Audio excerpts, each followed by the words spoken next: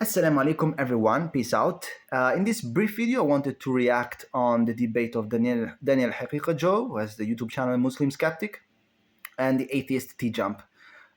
Especially when it comes to certain themes, which, if addressed, could have led the debate to be much more fruitful than the personal attacks and arrogant remarks which came out, especially from the side of TJump, which, in my opinion, really ruined the debate, and the moderators should have really addressed that more with more harshness rather than just letting things fall out the way they went.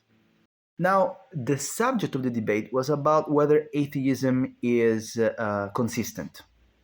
Daniel began by giving his own definition of consistency and skepticism, which was related more to a scientific criteria, so atheists wanting to prove things scientifically. Then TJump came out and said, okay, that's not how you have to prove claims. We don't have only to prove things scientifically. And then he gave a criteria. This is TJump. He gave a criteria by saying metaphysical claims should be proved with metaphysical proofs, physical claims with physical proofs, and so on and so forth. So this is the first issue. That's not true. And the reason is that you might have some data coming from one realm, let's say the physical realm, which might lead you to conclusions which are metaphysical. For example, when we speak about, when we analyze reality, we notice patterns in the physical reality, or whatever we perceive as physical. And then we get conclusions of general truths, which oftentimes are metaphysical. For example, when we think about the law of contradiction, that's not necessarily related to a physical reality. You can make an absolute abstract claim about that. Imagine an absolutely abstract reality where there's no such thing as physical constraints or a physical reality, and the law of contradiction would still work. You can prove it with physical examples. We extracted this rule, let's say, from the physical world through our abstract capacity, and well, that's it. So you can prove the law of contradiction with an abstract thinking, but you can use, for example, physical examples. We acquire this through the physical realm, and then when we make the abstraction, we can understand it. We prove something in the metaphysical by starting from the physical. And there are many examples of this which are even stronger than the one I just shared with you.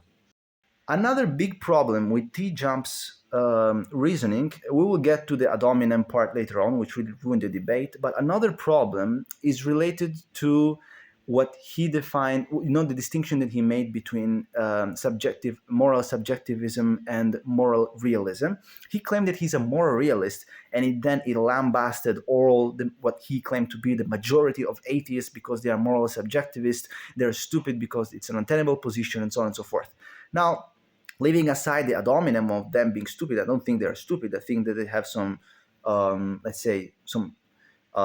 premises which led them to the conclusion, but the premises themselves are not valid. But there is a problem because Daniel didn't address the problem of what he defined, of what TJump defined as moral realism. He did that in the second hour, towards I think the second hour of the debate. It was a 3 hours debate, and when he did, you could notice that there were issues. But Daniel missed the train. Why? Because TJump claimed, well, actually, at a certain point, Daniel just said, okay, tell me what moral realism is. And he said, where moralism has a number of criteria, and he named two main ones. He said, okay, you have moral progression, and then you have moral intuition. And then he said, and then Daniel probed more. That's the thing, you need to probe more when atheists come out with their fancy terms, which, okay, they are technical terms, but in the end, they just hide issues, okay? They hide behind an intellectual smokescreen. So he probed and he said, okay, what is moral progress? And he said, well, these are patterns of development that we see in morality when we analyze history. This is a sort of historicist approach we could make. You think that there is a sort of development in history towards some moral progress. But then I said, okay, but how do you find that progress? Okay, you said that there are patterns in history of moral changes, but then he claimed that these are progress changes, and then these are developments. So Daniel said, okay, how do you define those are progress or developments? And then he went to the only one criteria which he was left with, which is the moral intuition. And then Daniel probed again, because that's what you have to do, but it had to be done more consistently throughout the debate. And they said, okay, moral intuition is just feelings. It's how you feel about things. It's something that you have intuitively. Okay, but then what's the difference between that and a moral subjectivist? It's literally the same thing, because if your morality is based on your feelings, leaving aside the moral progress thing, because that's also basically based on your feelings, you're just a moral subjectivist. So basically your argument falls flat on its face.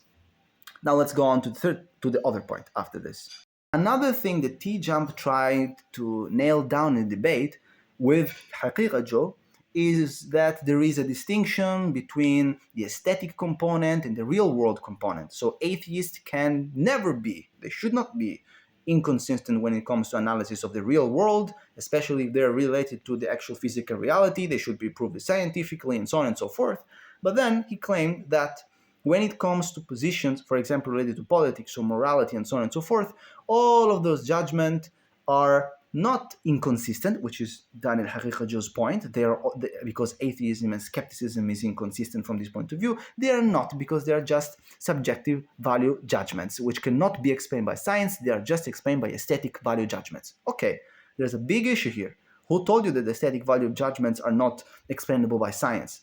Let's make an example. He made this example. He said, oh, okay, morality is just for morality, but some of the things that atheists or skeptics disagree about, for example, when it comes to political or societal facts, they are because of aesthetic values. This is why, for example, you could claim that, well, you can claim basically anything. What TJ missed from this point of view is that you can explain scientifically the difference that there is between atheists' different positions. And you can explain scientifically aesthetic value judgments. For example, the fact that a society has a certain position is not just related to all aesthetics. It is explainable scientifically, and that would validate the argument of Haqiqatjou. How? Well, if you think, you can easily, and this is done in research, you can think about the type of sociological argument. You think about a group of people in a society. They have hierarchies in a society which are explainable by biological facts such as testosterone or even intellectual or even IQ. And then you see that people who have more resources, more IQ, and maybe even more testosterone because they have more.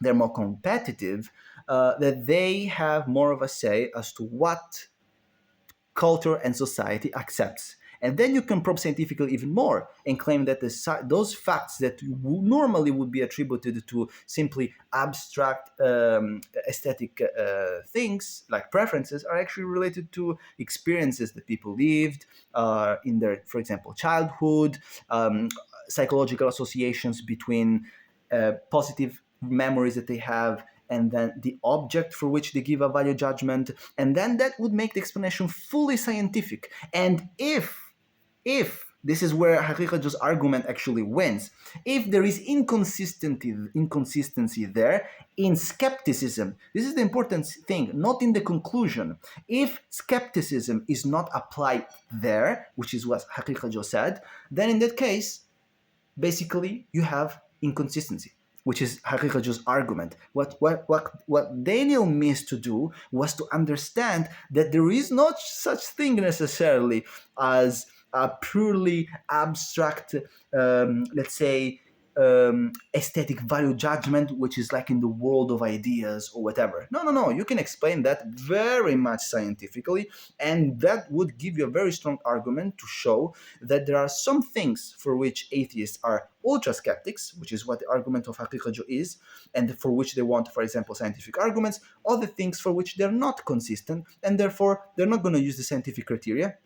Because of, this is what Haqiqatjou's argument was, because of, for example, political pressures and this and that. But you could explain fully that thing, that approach, that inconsistency, or that preference which leads to inconsistency scientifically. But they don't, because they're inconsistent, and because atheist skepticism is inconsistent. It's as simple as that. Leading to another point, the point of the general approach of the debate. It's really a pity because, okay, regardless of our positions and our differences, okay, I'm a theist, I'm a Muslim, maybe somebody else among my viewers or just among the viewers of the debate of Daniel versus TJump, they are atheist or materialist or whatever you want. We can discuss about these things critically and by really having an approach that focuses on truth, because we want to get to the truth. okay? But what happened with TJump was not like that. Actually, I have to say that even if you disagree with Daniel Haqiqatjou's approach, you have to admit that he was a much better debater than TJump. TJump continued to interrupt. The moderator tried to educate him, to tell him to stop and allow the opinions to come up. And the attitude of TJump was very childish, very childish. Not only his arguments were poor from the point of view of argumentation, as we have seen, his approach betrayed, I think, the weakness of his arguments. Because if you are confident of your position, you would allow the other person to finish, and then you would clarify, for example, if your opinion was misinterpreted, which was not the case. He complained about the fact that Haqiqatjou was misinterpreting his position. He was saying, oh, I'm going to keep interrupting him, blah, blah, blah. That's just childish. Why? Because that's how debates are. And then, I mean, that's just the general thing. If you look at the debate, it's really, really, really cringy. And that really ruined the debate. And for next debates, which are like this, I would really, really invite the moderators who run this channel where they basically host people with different opinion to really not have this anymore. If the debater does not want to abide with the rules that were agreed, just mute him. I mean, it's just 60 seconds, 60 seconds. And this could not have, I mean, this could have led to more meaningful discussions. They did a good job with managing the Q&A session. They accepted good questions, left aside the bad questions which were not meaningful. They should have done the same with the debaters, as specifically with TJump, who really ruined the debate, which could have been much more interesting, much more meaningful. Because at the end, what we do with these debates, well, from TJump's point of view, from what I've seen, he just wanted to prove himself right, and just win a debate. But for all the rest, we want to see what the right thing, what the truth is, what the truth is, you know, what the truth is. So let's just keep it in mind for the next time. So I know it was very intense, and I tried to condense in basically even less than 15 minutes a very dense debate of 3 hours. But yeah, I would urge you to watch the debate. You can find it, for example, on Daniel Haqiqatjou's channel, and you can let me know in the comments below what you think. Or actually, I don't even care about the comments, because I just wanted to share this with you, and I just want to have meaningful discussion. So you could actually comment on those channels, and then we can have the discussion there or even here. I hope you find this useful, beneficial. Even if you're an atheist or a Muslim and we strongly disagree, or even a Christian, I think you at least agree with what I shared. If not about the points of TJump, at least on the way that the debate went, and on the fact that TJumps really behaved poorly, and that the moderation should have been more strict when it comes to moderation rules. And then let me know, of course, what you think about the arguments themselves, namely about, well, just the critiques that I said. I don't need to repeat myself. I hope you liked it. I hope you tried it beneficial, and I wish you peace, whoever you are, and have a good day. And salam alaikum. Peace out.